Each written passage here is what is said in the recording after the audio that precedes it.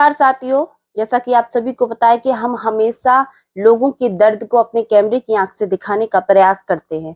उसी क्रम में आपको बता दें, उत्तर प्रदेश निकाय चुनाव का जो आरक्षण है वो कटघरे के घेरे में है। कैसे? आपको बताएं कि चुनाव निकाय 2022 को होने थे, लेकिन किसी कारणवश वो 2023 में हुए। चुनाव भी संपन्न हो गए, लेकिन सवाल सबसे बड़ा ये है कि आरक्षण आज भी विवादों के घेरे में है, थमा नहीं है। आरक्षण आज भी सुप्रीम कोर्ट पहुंचा हुआ है, विचाराधीन है। उसी पर बात करने के लिए हमारे साथ मौजूद हैं सौली जी। जैन साहब से बात करेंगे। जैन साहब का वो पूरा मामला क्या था जो आरक्षण को लेकर कोर्ट पहुंचे। जैन साहब, बहुत बहुत स्वागत है। जय जनेन। क्या पूरा वो मामला था? जैसा कि यहाँ फिरोजाबाद का जो नगर निकाय का जो चुनाव होना था, उसमें सामान्य सीट कर दी गई थी पहले जी। और उसके बाद में फिर उसको पिछड़ा वर्ग महिला कर दिया गया था।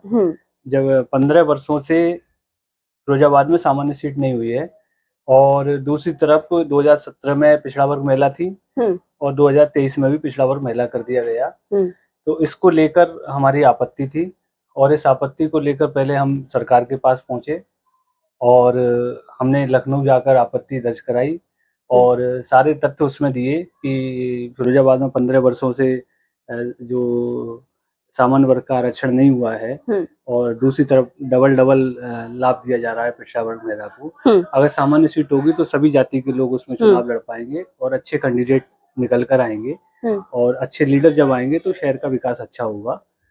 लेकिन उसके बाद में सरकार ने हमारी बात को नहीं सुना। चुनाव आयोग को भी हमने लिखा, चुनाव आयोग ने भी हमारी बात को नहीं सुना। तो उसके बाद में फिर हम माननीय हाई कोर्ट में पहुंचे। इलाहाबाद में हमने पिटीशन दायर किया जी।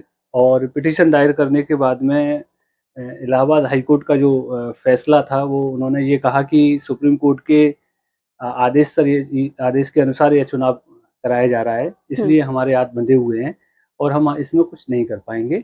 आप तो उसके बाद में फिर हम लोग सुप्रीम कोर्ट पहुंचे और सुप्रीम कोर्ट में हमने कई डेट लगी हियरिंग की और सरकार की तरफ से भी वहाँ, जैसा कि आपको पता है कि सॉलिसिटर जनरल तुषार मेहता जी को सरकार ने हायर किया, जो देश के सबसे बड़े लॉ ऑफिसर हैं। और उसमें माननीय सुप्रीम कोर्ट ने ये कहा कि इलेक्शन तो अभी ये हो गया है, लेकिन रूल ऑफ लॉ जो है वो आपका यहाँ पर सुप्रीम कोर्ट में खुला रहेगा, ओपन रहेगा। इस पर हम बाद में विचार करेंगे।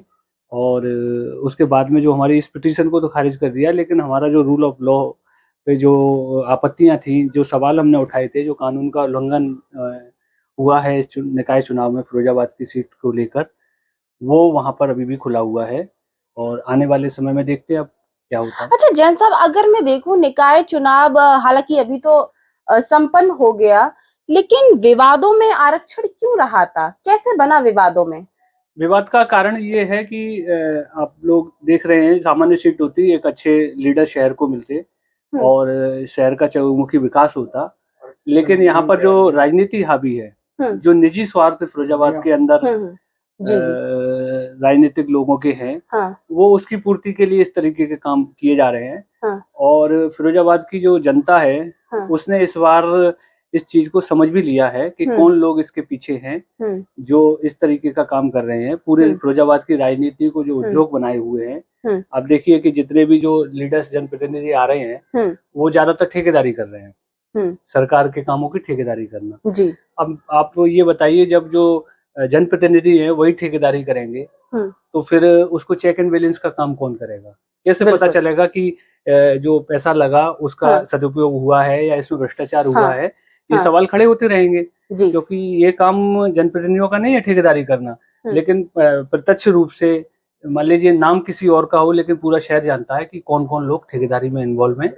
और एक ये पूरी शहर के अंदर परंपरा बन गई है की जरूरत है आपके कहने में। बिल्कुल बहुत बड़े बदलाव की जरूरत है और जनता ने इस बार विरोध भी दर्ज कराया है और मेरा विश्वास है कि आने वाले समय में यहाँ का जो पूरी राजनीति का केंद्र है, वो एक राजनीतिक और सामाजिक परिवर्तन आने वाले समय में होगा और उसके लिए हम लोग काम भी कर रहे हैं। अगर मैं बात करूं कि आरक्षण का नियम क्या है, किस तरह से आरक्षण दिया जाता है, आप वो बताना चाहेंगे? देखिए, आरक्षण का जो नगर निगम एक्ट के अंतर्गत आरक्षण में जो उन्होंने व्यवस्था दी है उसमें जो पिछड़ा वर्ग महिला है और एससी का जो आरक्षण है वो दिया जाएगा। और इसको लेकर काफी विवाद हुआ, लोग हाई कोर्ट गए, सुप्रीम कोर्ट गए, सरकार भी गई और पिछड़ा वर्ग जो आरक्षण जो देना था, हालांकि ये बात अलग है कि सुप्रीम कोर्ट सरकार के जाने के बाद में जो सीटें लगभग 250 से ऊपर सीटें जो दी गई थी वो 200 के आसपास रह गई, मतलब पिछड़ा वर्ग को और कम हो गई। जी। लेकिन उसका आधार जो है वो आधार का पूरा पालन नहीं हुआ, जैसे रोटेशन का जो आरक्षण देंगे वो रोटेट करेंगे। अब 2017 में जब पिछड़ा वर्ग महिला सीट रह चुकी है तो 2023 में उसको बदलना चाहिए था। बिल्कुल। हालांकि सरकार ने उसको बदला था, लेकिन फिर पुनः यहाँ की जो लामबंदी और यहाँ के कुछ जो निजी स्वार्थ में लगे हुए लोग हैं उन्होंने प्रयास किया और वो अभी आज की तारीख में वो अब सफल भी कह सकते हैं। लेकिन जनता इस बात को समझ गई है इस बार, और आने वाले समय में उसका जवाब उनको मिलेगा। क्या लगता है आपको, माननीय न्यायालय पे भरोसा है, क्योंकि कभी भी पन्ना पलट सकता है, यूं कहूं मैं? नहीं, देखिए, अब रूल ऑफ लॉ उन्होंने जब ओपन किया हुआ है कोर्ट में, और जो मुद्दे हमने जो कानून उल्लंघन के उठाए थे, कौन से वो मुद्दे सवाल उठाए थे कि एक तो लगातार 15 वर्षों से सामान्य वर्ग को आरक्षण नहीं मिला, दूसरी तरफ आप डबल आरक्षण दे रहे हो, और नगर निगम एक्ट की धारा 7(5) के तहत रोटेशन होना चाहिए था, वो भी नहीं हुआ।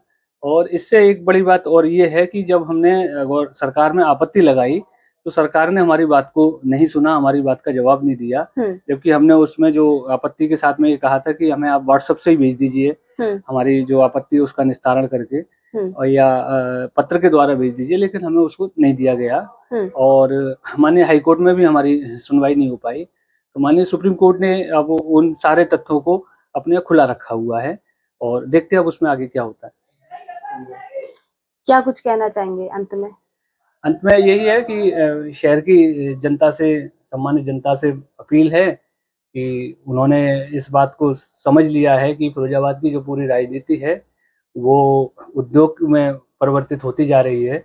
यानी जो भी पद पर आ रहे हैं लोग, वो कहीं ना कहीं या तो ठेकेदार की पृष्ठभूमि से हैं या ठेकेदारी कर रहे हैं, उनको लाया जा रहा है। और तो इससे एक चीज, चेक एंड बैलेंस का काम तो खत्म ही हो गया कि जब जो जिनकी जिम्मेदारी ये है कि शहर में जो पैसा है वो सही जगह लगा या नहीं लगे, उसको चेक एंड बैलेंस करें, वो खुद ही उसमें इन्वॉल्व हो गए हैं। तो जनता इस बात को समझ रही है, और मेरी सभी से अपील ये है कि इस बात को अपने जन सामान्य तक पहुंचाएं और आने वाले समय में एक राजनीतिक परिवर्तन के लिए तैयार रहें। जी बिल्कुल, बहुत बहुत शुक्रिया जैन साहब। तो ये थे सत्येंद्र जैन सौली, जिन्होंने सुप्रीम कोर्ट में आरक्षण का मुद्दा लेकर पहुंचे थे। हालांकि कभी भी कह सकते हैं कि पन्ना पलट सकता है, जो भी उनके सवाल थे, जो भी मांगे थी, वो उसमें लिखी थी, अंकित की थी। फिलहाल आने वाले समय में क्या निर्णय आएगा वो भी हम आपको दिखाएंगे। तो ये एक तस्वीर हमने आपको दिखाई सत्येंद्र जैन सौली की। देखते रहें आरके टीवी। नमस्कार। शुक्राबाद में मध्यम वर्ग के परिवारों के लिए शिक्षा के नए आयाम खोल रहा होली पब्लिक स्कूल। सरकार द्वारा मान्यता प्राप्त फुल्ली इंग्लिश मीडियम स्कूल। घर से बाहर घर जैसी आवासीय सुविधाएं पाएं, कम खर्च में उच्च गुणवत्ता, कंप्यूटर की पढ़ाई के साथ सांस्कृतिक एक्टिविटी, स्पोर्ट्स एक्टिविटी के साथ हम कराते हैं सैनिक, मिलिट्री, नवोदय एवं विज्ञान ज्ञान जैसी अन्य तैयारियां। हमारा उद्देश्य बच्चे का हो बेहतर भविष्य, कम खर्च में हायर एजुकेशन, दूर दराज के विद्यार्थियों को लाने ले जाने की उचित व्यवस्था। प्रवेश के लिए शीघ्र पधारें। हमारा पता near Krishna resort, Madhoganj, Shukrabad, Firozabad. Mobile number 9456628310। गरीब, असहाय एवं बेटियों के लिए प्रवेश में विशेष छूट। बढ़ती पेट्रोल की महंगाई में दोपहिया वाहनों के कम माइलेज की परेशानी से अब मिलेगा छुटकारा, क्योंकि अब आ गई बाजार में दमदार किस्म की इलेक्ट्रॉनिक स्कूटी और मोटरसाइकिल। जेब खर्च की बचत और आकर्षक ऑफर के साथ घर ले जाएं electronic bike. Hope enterprises electronic वाहनों का शहर का प्रथम शोरूम। शीघ्र संपर्क करें। हमारा पता नगलाबरी चौराहा, लक्ष्मी हॉस्पिटल के समीप, Firozabad. Mobile number 8439786525। Proprietor Arun Agarwal. खुल गया आपके शहर में सस्ती दवाइयों और विशेष छूट के साथ life care pharmacy. Janseva medical point, hotel Monar के पास, बाईपास, जलेसर रोड, क्लब चौराहा, Firozabad. Proprietor Yogi Sharma. Mobile number 8273080841।